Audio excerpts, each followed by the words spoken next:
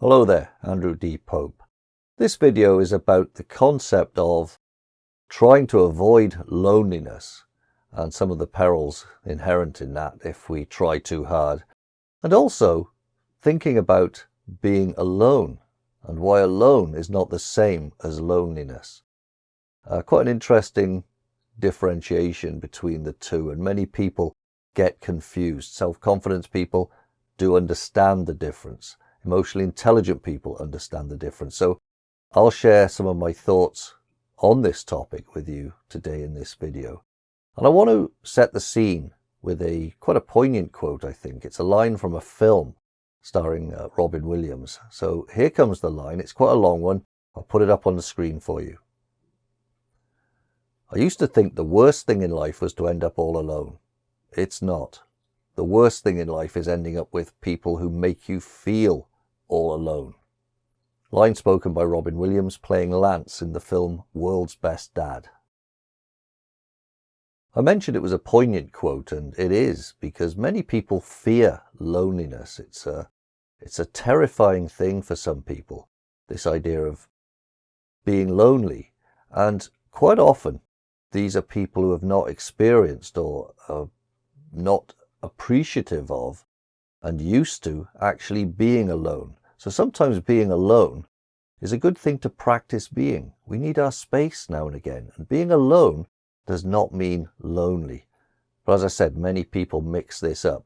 They fear loneliness so much, and they equate being alone with loneliness, that they surround themselves by as many people as they can.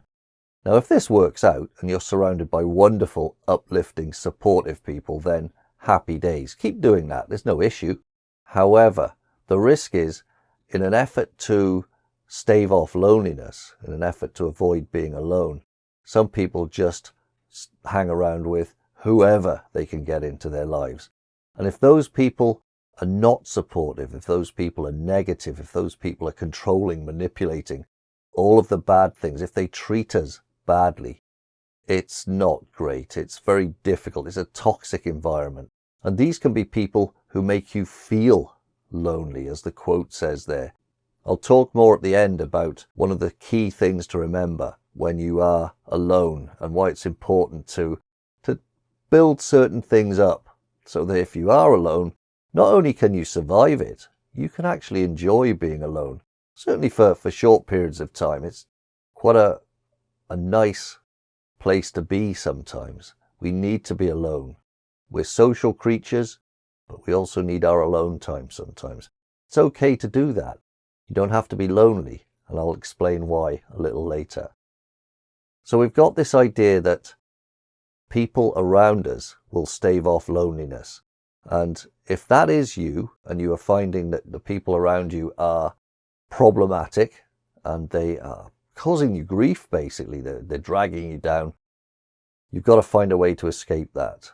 Either get rid of those people or move away from those people yourself. Seek out supportive people.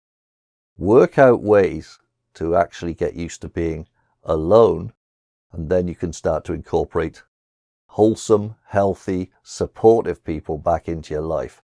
It's not easy, and you may have to reach out for help to do that.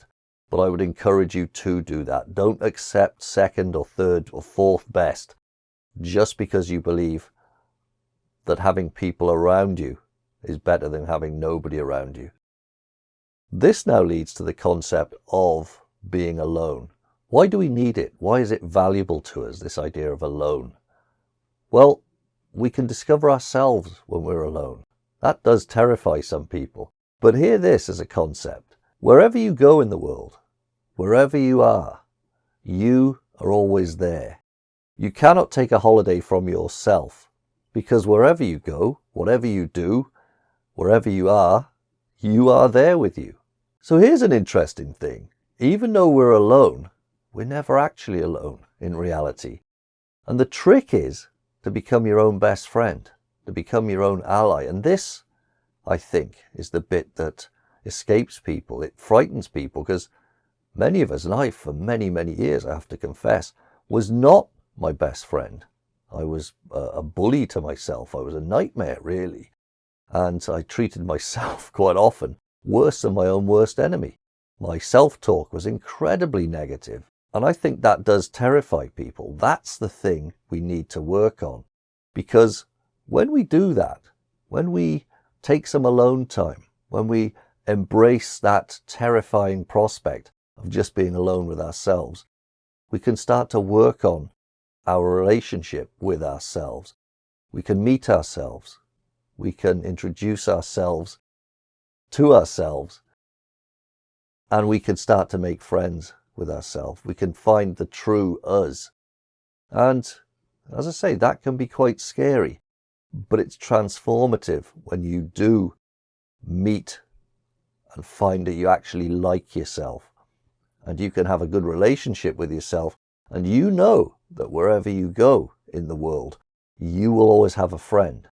You will always have an ally. You will always have a cheerleader, a supporter, a coach, a critical friend who is there to help and support and help you overcome obstacles.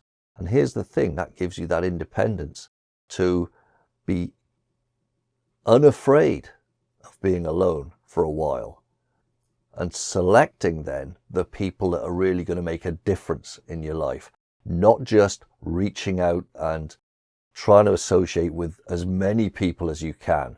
And if you feel those people are disappearing, you latch onto other people to stave off this worry about loneliness.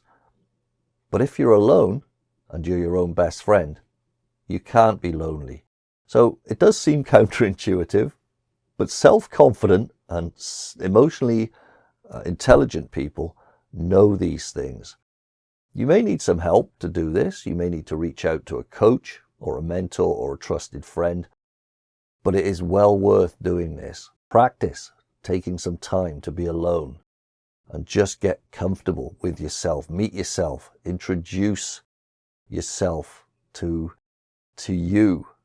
And you might be surprised. You might discover that you are one of the nicest people you've ever met if you just give yourself a chance to do that. I've rambled a little bit on this one. I tend to do that when I espouse these philosophies of mine. I hope it's given you some food for thought. I hope it's given you something to think about. And on that basis, I'll leave it there and I'll see you next time. I'm Andrew Deephope. I hope you enjoyed that video. If you did, like and subscribe for more great content. All the best to you and yours on your unique journey into self-confidence.